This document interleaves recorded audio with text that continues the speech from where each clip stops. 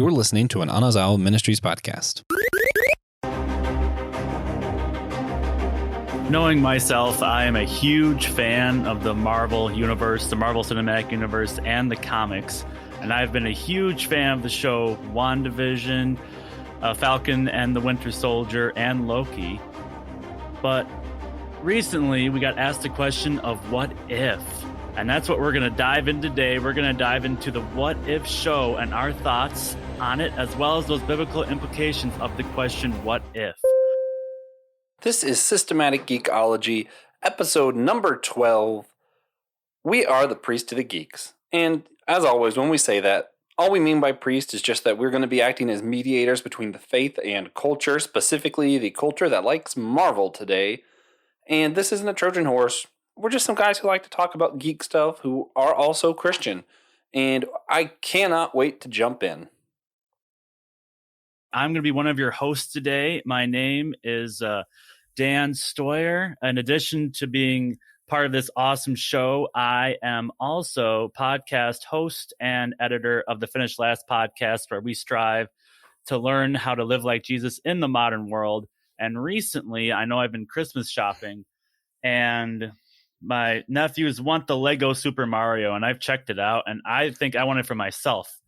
To play with it, because I'm really crazed about what they've done into it. I mean, it's super expensive, of course, but I think, hey, this is pretty cool to try, and I can't wait to get that for my nephews. So spoiler alert, I'm going to get that for my nephews for Christmas. Nice. I am Joshua Knoll. I am a fourth-year biblical studies student at North Greenville University, and I have found at least 5 excuses to wear a pirate outfit in the last month, so that's pretty cool. Fun stuff. Cool. Hey, I'm Brandon Knight. I'm a produce merchandiser, traveling preacher, and content creator, and we're here to talk about a Disney Plus exclusive show. Recently, I have also watched the Muppets Haunted Mansion special and the Lego Star Wars Terrifying Tales special. I don't know if you guys have watched it, but they are worth it. They got plenty of good laughs in them. Yeah, I've only heard great things, so. Yes. Yeah, nice. So let's get right into this. So I'll let Brandon lead off here. We're going to start with just our top 3, bottom 3. So Brandon, which episodes did you like in this series, and which ones could you just not stand? So overall for the show, I would say that when the show was good, it was really good. And when when the show wasn't very good, it was painful to get through. So my top 3 I really enjoyed, and my bottom 3 I have thoughts. So number 3 for me was the zombies episode, because basically they went into it saying, how can we fit as many zombie tropes as we possibly can into 30 minutes? And I was here for all of them.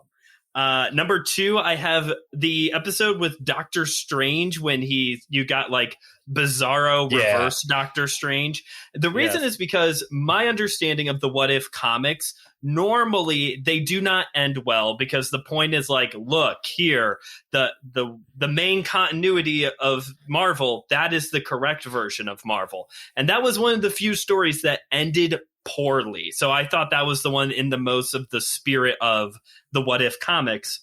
And number 1 for me was, I think it's episode 3, the episode where all the Avengers die before the battle in New York, when it turns out Hank Pym is killing everybody. And the reason is because I could not figure out for the life of me what was going on. To me, that was the most captivating story. I was like, what is going on here? Plus, we got Hank Pym in the yellow jacket costume at the very end. Like, I really enjoyed that episode. You guys are giggling. I can't tell if I'm like completely off on this or what. Oh, I just think it's funny. Well, you'll see why. We're reversed. We're going to be reversed. Episode. Yeah. I will say, I was listening to iFanboy. They did a review of this show as well, and they hated that episode too. So I know I'm wrong. Bottom 3. So at number 7, I have the Captain Carter episode. Yeah. For one very simple reason. they took the rules of What If and threw them out the window. It wasn't an anthology show. They were all connected, and the Watcher got involved. Like, they threw all the rules out the window. And if that's the case, why was it so hard to call her Captain Britain? Like, she's got the Union Jack shield. Yeah, no one gave her Excalibur, but who cares? Just call her Captain Britain. It really bothered me. At number 8, I have Killmonger. The Killmonger episode. And here's why. I like the end result. I like what if Killmonger became Black Panther. I love that. Give me more of that. In all honesty, I think that is something we're supposed to be questioning in the Black Panther movie, is what if Killmonger becomes Black Panther? Like, that makes sense. They took the most convoluted route to get to that point in that episode. I don't know who signed off on that. Like, if I want to go to Chicago, I hop on 65 to 80, 94. I'm there in 45, 50 minutes, depending on traffic. It definitely was a complex plan. The other way to get to Chicago is I drive up to Michigan, charter a boat across Lake Michigan into Wisconsin, take an Uber to Dan's house, and then Dan drives me to Chicago. And that was the route they took in that Killmonger episode. Hey, I'm down for that. That sounds pretty accurate. Number 9, my least favorite episode. Please don't hate me. The T'Challa Star-Lord episode. What? Ooh. And here's why. And here's why. It was too I good. could tell. It was too good, huh? Too good. It was too good. I have low standards when it comes to Marvel. No, my thing for the Star-Lord episode is I like the butterfly effect. So A Sound of Thunder, Ray Bradbury, one thing changes and that leads to a progression of changes. In the Star-Lord episode, it came off more as, this is different, and that over there is different, and this thing over here is different. And I was like, why are all these things different? I get it. You only have 30 minutes to explain it. Yeah. Plus, why is it so hard for Marvel to commit to Howard the Duck? How many more Howard the Duck cameos am I going to have to sit through before they're finally like, here you go, here's Howard the Duck. There's my rant. You guys take it from here.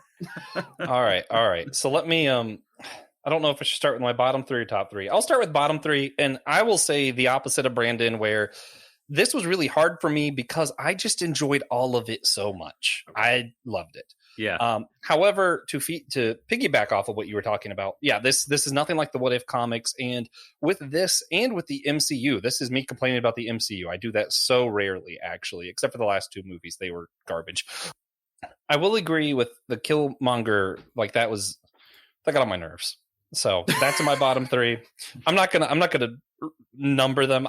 They're just my bottom 3. What if Thor was an only child made it to my bottom 3? And it's not because it wasn't good. It's just because I was like, we already knew that. Like, we knew he'd be like that. There was nothing challenging about that to me. Then I will do my absolute least favorite. Was that what if the world lost its mightiest heroes? Okay. Because I was like, now for me though, it was interesting, it was cool, it kept building up, and then it was like the big bad was old Ant-Man, and I'm like, oh, I just felt kind of let down. Like, I wanted it to be something like Loki actually figured it out this time, or like one of the cool bads. Interesting. But then it wasn't. So No, it was the Hank Pym part that really hooked me in because I could not figure it out. Anyway. Yeah, see, I could see both perspectives on that. Okay, so my top 3, and again, not in any particular order. The What If T'Challa Became Star-Lord is in my top 3. Okay. But just because it highlights how awful Peter Quill is, and if someone else were in his role, how much better the universe would be. Okay. I just made every fangirl of Chris Pratt mad. Listen, Chris Pratt does an amazing job of playing an awful character. Same thing of Robert Downey Jr. Sorry about it. But anyway, other top 3, the Doctor Strange, What If He Lost His Heart? I love that, especially because of the biblical themes, right? My immediate thought is, the heart is deceitful above all else. And I'm like, that's it right there. That is why that verse is in the Bible. Like, when we follow our hearts, terrible stuff happens. Disney is so wrong. And it's funny because this is Disney, but also it's like kind of counter Disney. And it's weird. And then I really loved What If the Watcher Broke His Oath, because by the time we got to that, they already messed up the What If series, and it was just kind of cool to see it all come together anyway. Even though that's not what If is about, I still enjoyed it. Fantastic. Oh boy, it's my turn. We'll see what you guys think. Well, originally I was excited for the show, and I still like What If as a whole. If I had to rank it as far as the shows they've released so far, I would rank it fourth. Out of 4? Out of the 4 that have happened. Yeah, because me too, and I loved it. I didn't realize how big the What If comics were. Like I went to vacation in Seattle, and I found this random shop called Rare and Random, and all of a sudden I'm looking in the comics and it says, "What if Kraven killed Spider-Man?" And I'm like, "What?" I'm like, "That's pretty cool." Or what if Spider-Man joined the Fantastic Four? Or there was one that I really want to find now. It's what if Hulk was smart and Bruce Banner wasn't? So kind of I like that. Yeah, kind of flip-flopping the two. So I'll start with my top 3. I'll rank them. Number 1 for me easily was the Doctor Strange episode. So that was amazing. Like I watched it with my wife, and my wife goes, "Does the girl live ever?" I'm like, "No, this is what happened." This is what happens. But it was just, man, I admit I cried at the end. I'm just like, shoot. And just like you said, Josh, I love the biblical implications of that episode. I thought it was fantastic. Number 2 was What If Ultron won? Like how easily he defeated Thanos just blew my mind. Just with all the build-up Thanos had in the MCU, and then he was defeated in like 2 seconds. I'm like, okay. Yeah. Cool. And then seeing Ultron and the Watcher fight, to me, that was one of the best parts of the series. It was awesome. And the other one for me, maybe I'm a kid at heart, but I loved the Thor episode when he was a party animal. I just found that so much fun. And my inner kid just went, "This is awesome." He just takes over Las Vegas. And then at the end, when they're pretending that he's actually learning and they're playing along with him, I'm like, oh. It was like every 80s movie ever. Pretty much. It's basically Ferris Bueller's Day Off, but Thor. That's a pretty accurate description. Yeah. Maybe that's... Oh, and I just saw Ferris Bueller's Day Off, and I loved it. So maybe that's why I loved the Thor episode, but... See, I still liked it. I feel like if it had longer, I probably would have liked it more. Like if they could have developed it out, like fleshed it out a little bit better. Yeah. For me, it was too hard of an adjustment. Like the other episodes were really serious, and then it's like Thor doing Thor things, and it was just a little too much of an adjustment. Maybe it was just a break of like, oh, Tony Stark is finally not going to die in an episode. This is great. Hey, I like Tony Stark died, so I was like, hey, cool. Oh, then you must have loved this show, man. He died like great. 3 or 4 times. Yeah, I think so. At least. And for my bottom 3, for me initially I liked the episode, but after seeing all the other ones, the one I didn't like the most was the first one with Captain Carter. Just because it felt like a reskin. Like it felt like it was Captain America, the first Avenger, but it was just Captain Carter. So real quick. Yeah. My defense for why it did not make my bottom 3, because it would have, is it highlighted that no matter what you do, Steve Rogers is always awesome. It doesn't matter if he's Cap or not. He will still be awesome. Well, I mean, that was cool, but it didn't feel like creative to me, but it was still, I mean, I still liked all the episodes in this show, but that one compared to the others wasn't as big for me. Anyways, I also didn't like, well, I liked it, but I didn't like the world lost its mightiest heroes. Like, I'm like, how are the Avengers being defeated this easily? And then it was kind of cool that it was Hank Pym, but I'm like, I don't know. And then also for the same reason that Brandon said, Killmonger rescuing Tony Stark episode. I mean, how involved of a plan was that? Yeah. So we all loved Doctor Strange and all could not stand the Killmonger episode. which is kind of a shame, because like I said, it's a good idea. Like getting him to Black Panther is a great idea. Its own movie? Sure. Yeah. It was just... Yeah. And then how are we starting... Yeah, and also couldn't stand the fact in the last episode where Killmonger, you knew he was going to take the Infinity Stones for himself. Like, you could see it coming, and then when he took it, I'm like, oh, here we go. I still like that episode. It was predictable, but man, it was I still fun. like it, but I'm like, oh, here it comes. So if we have to ask you, Joshua first, we'll go Joshua first this time. If you had to rate the show out of 10, what are you giving this show? I'll give it a solid. You know. I'll give this a 7. I feel like I'm pretty likely to like other things less than I liked this, unless I'm selecting from other MCU or Marvel things. But that's not on Netflix, so I don't have to worry about that. Interesting. Yeah, go to me last. No, go to me last. Okay, we'll go to you last. We're going to have fun with Brandon's answer. But for me, like I said earlier, it was 4 out of 4 for me with the shows. I know in the group, I'm in the minority on this one, but I loved Loki. And it was fantastic. Yeah, some people don't like it. Some people do. For me, for What If, I would rate it a good 7.5. Like, I thoroughly enjoyed it. I'm easily amused. Like I said, I loved the Thor episode when most people didn't. So for me, that's why I liked it. Plus, the Watcher fight with Ultron was awesome.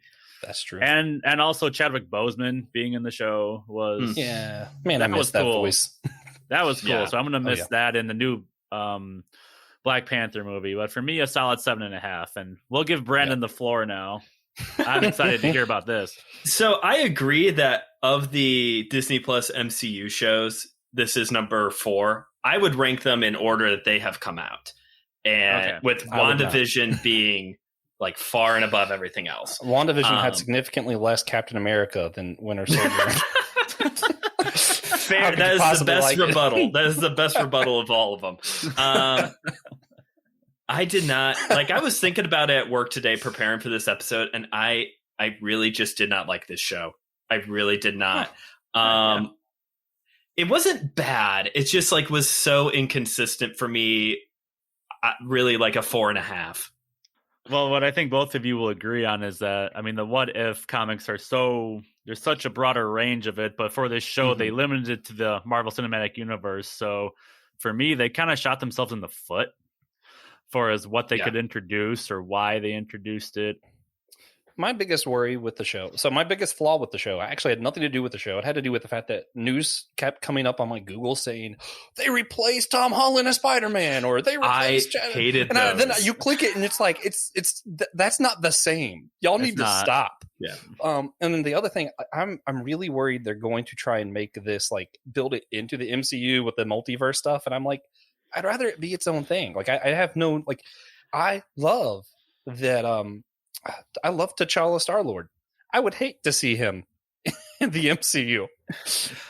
I think they're going to get to anti-Doctor Strange. I think that's going to be the thing that comes up. That would be okay. I wouldn't be surprised if that was in Multiverse of Madness or the new Spider-Man movie coming up. Yeah, I wouldn't be surprised to be Captain Carter either in Spider-Man No Way Home. Let's just throw everybody in Spider-Man No Way Home at this point. Party Thor and No Way Home. Oh man, why I just want Madam Web. I love that theory. That would be when awesome. You said that in the Venom 2 review, I was like, yes, that is what needs to happen next. I'm just going to keep saying it on the show, and if it happens to be true, I'm a genius, and if not, everyone's going to be like, man, you got our hopes up for nothing. Oh, well. Well, that was like in WandaVision when everyone thought the villain was Mephisto. That Magneto was going to show up, and that the Fantastic Four was going to show up. That's right. Everybody was going to be there, and Doctor Strange was going to be there. And that one was supposed to happen. Where I was like, every show I was like, it's going to happen to Mephisto. And it's funny because in my head, I knew there's no reason to think this is what's happening. Right. But also, I just wanted it to happen. True. Good stuff, though. So I know we also like relaying whatever we love in the geek world to the Bible. And I just was talking to these guys before we recorded about what if we applied the concept of what if to the Bible. So for me, one thing that I loved, or I'd say what if Goliath beat David? All the things that David experienced after that, it might have been done by somebody else. Maybe the Philistines take over the kingdom at that point. But to me, it just takes away the fact that the greatest sports analogy would be gone. Yeah. Well, what's fun... I caught me off guard. Yes. Yes. Well, what's fun for me is like my immediate thought going to Brandon's love of the butterfly effect is okay, but like a big part of Jesus' story is that he's the son of David. And I'm like, Right. Yeah. well, what happens now?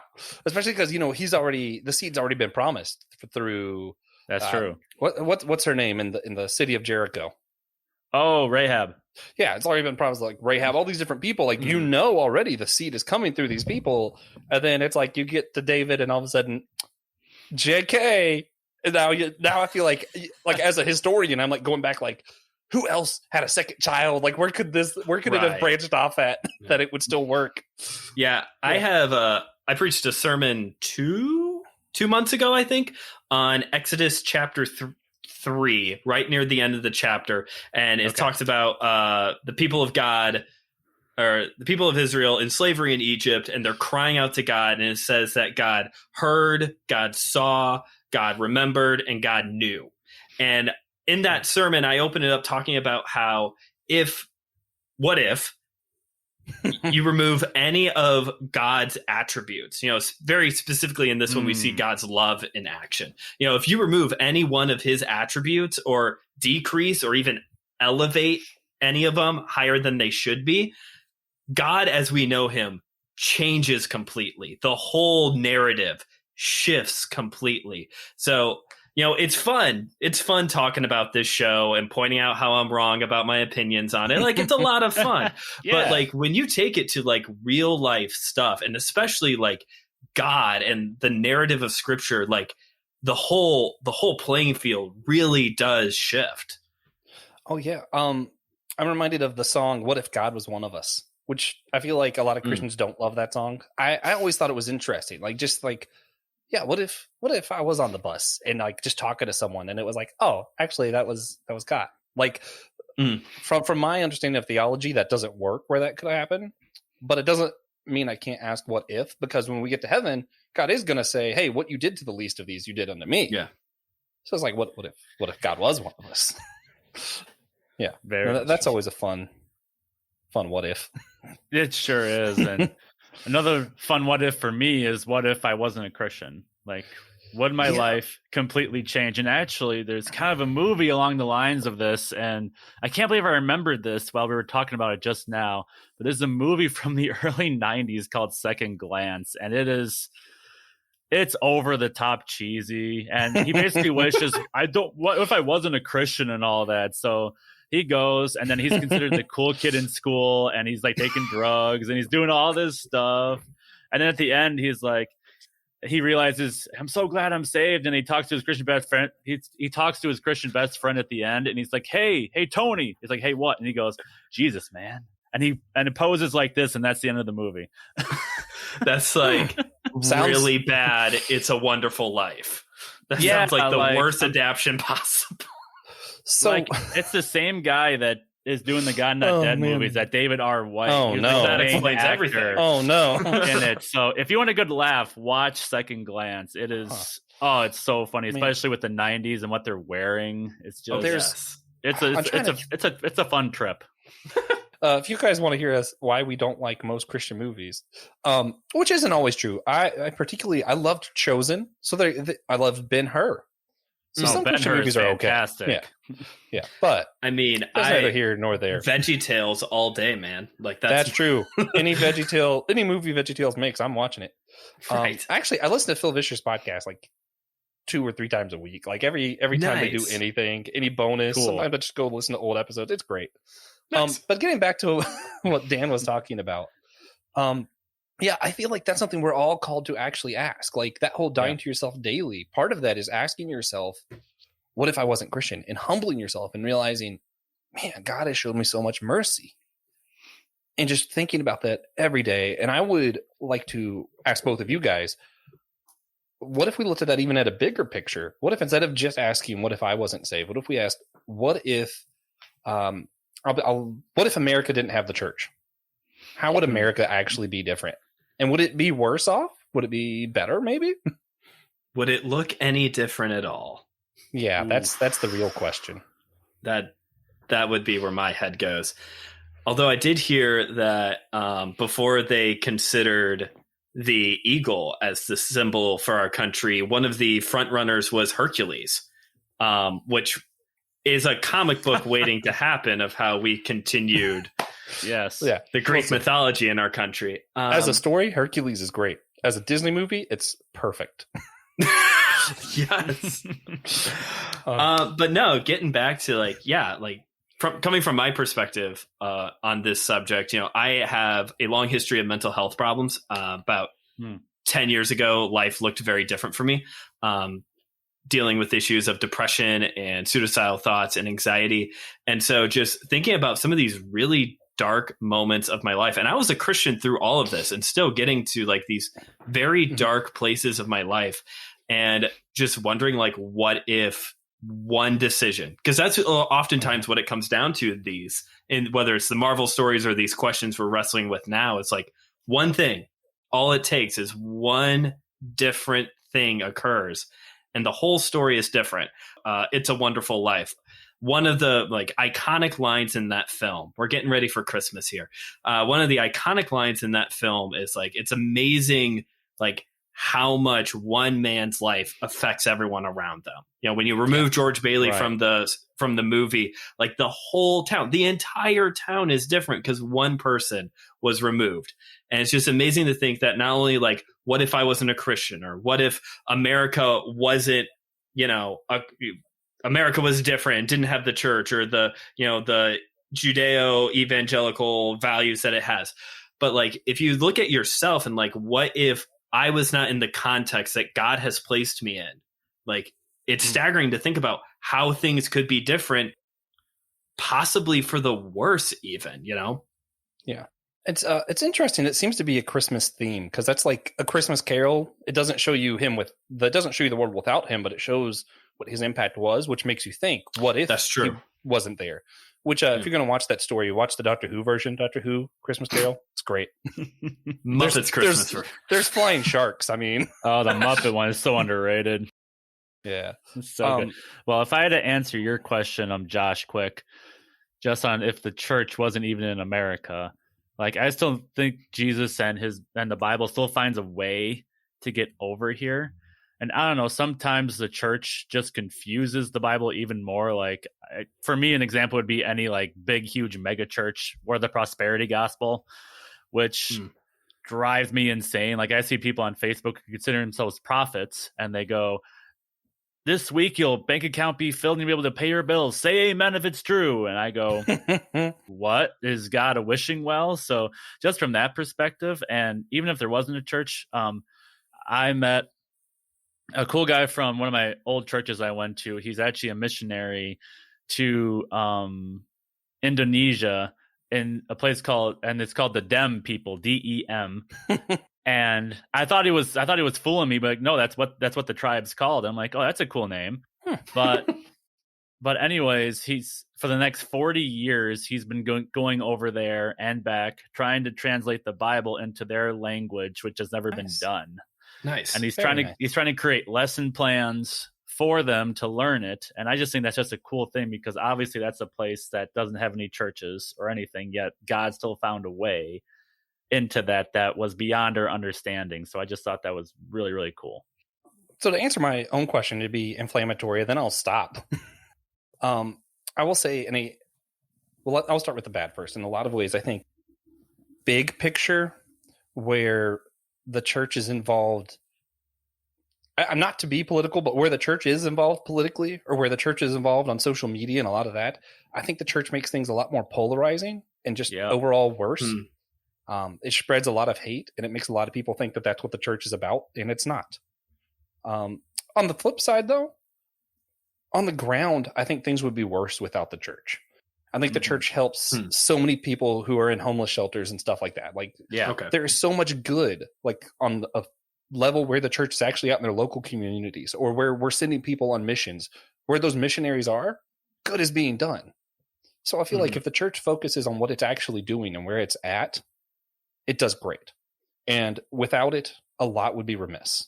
But in the big pictures where maybe the church doesn't belong, just throwing that out there, I think the church messes stuff up. And without it, big picture might be a little bit less volatile. So it's kind of a trade-off, right? Like maybe we'd be less polarized and there'd be less false information spreading. But also, there might be a whole lot more hungry people going without food. So just True. kind of I don't know what's worse, but that's what I think. No, I agree. I agree with that. Yeah. I doubly agree. I don't know which one is the darkest timeline either, but Well, so listeners, let us know. Go to systematicecology.org and drop in the comments. What if the church was not in America? Would it be worse? Would it be better? Do you agree with any of our ideas with it? We'd love to hear from you. Did you guys have anything else about what if in the Bible before we move on? I have said my piece. I've said my piece too, although you could honestly talk about hours about this, so it's so fascinating. But I think what we've covered has been perfect and will be a springboard to other conversations for anyone that listens to this. I think it's a great concept. Yeah. Everyone listening is actually required. We should have put this at the front of the episode. You're contractually required to drop 3 what if questions on the website. So have fun with that. We will be answering them. Just keep looking. Go to our Facebook group. We'll be on there. So that being said, let's get to our wrap up. And we'll do recommendations, and I can go first. Okay. I would like to recommend. I know Halloween just ended, but I had failed to recommend what might be my. It's definitely in my top 5 favorite comics. It might be my favorite comic art. Hellboy in Hell. Those graphic novels are absolutely fantastic. It really challenges you to think about what your beliefs on hell are. It challenges what is good, what is evil, and how evil is too evil to be saved. You know, Jesus isn't a part of the story, but it does go there where Hellboy's like, am I just too innately evil to be better? And that's a big question. It's a good thing to ask, I think. So definitely read it. Think about those. And yeah. What about you, Dan? For me, some people might already know this, but for me, it's just going to your local library, because I was shocked at how many graphic novels you can borrow, how many comics you can get for free, as long as you return it in time. So I mean, I know I was in Seattle and we were trying to get into a building that was not open till noon. So we ended up going to the Seattle Public Library, and the building looks like a book. So really cool design. And I go in there and there's a bunch of comics. So I picked up a Spider-Verse comic. The one where Doc Ock is Spider-Man. So really fun read. So just going to the library and just chilling out, reading some comics. And Arthur was right. Having fun isn't hard when you've got a library card. Yes. Nice. Yeah, I spent an embarrassing amount of time of my high school years renting graphic novels from my local library. Nice. Yeah. Nice. Brandon? Yeah. So in the spirit of what if, I'm not a big fan of musicals, but there is one that I do enjoy. It's technically a rock opera. It's called Hero. It came out like circa 2005, 2006, something like that. And it begs the question, what if Jesus was born in Bethlehem, Pennsylvania? So, all right. I know that kind of gets into a gray area of a conversation we were kind of dancing around earlier, but the music's really good. It stars Michael Tate of DC Talk and nice. Newsboys, Mark Schultz of Audio Adrenaline, Rebecca St. James, and a really young John Cooper of Skillet. So the music's really good. Check it out. I actually haven't seen it, but I have the soundtrack somewhere over here. So check it out. It gives you something to think about. Nice, awesome. Nice.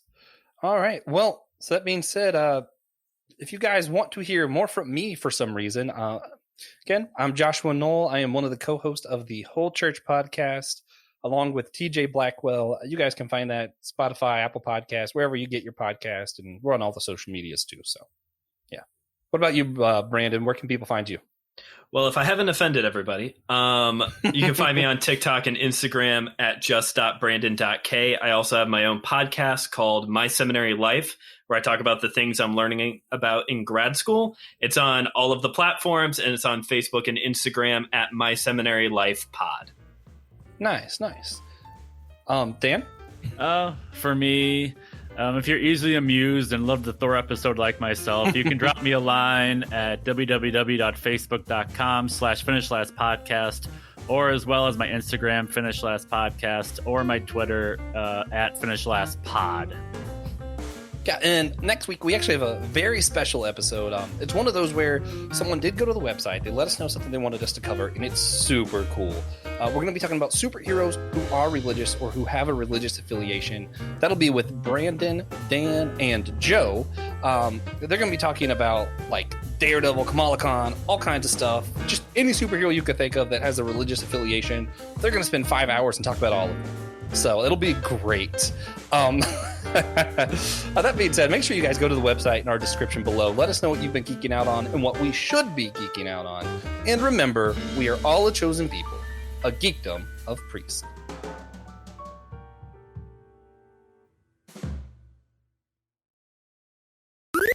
This was an Anazao Ministries podcast. If you enjoyed this show and would like to learn more about our network, be sure to check out the Anazao Ministries podcast network.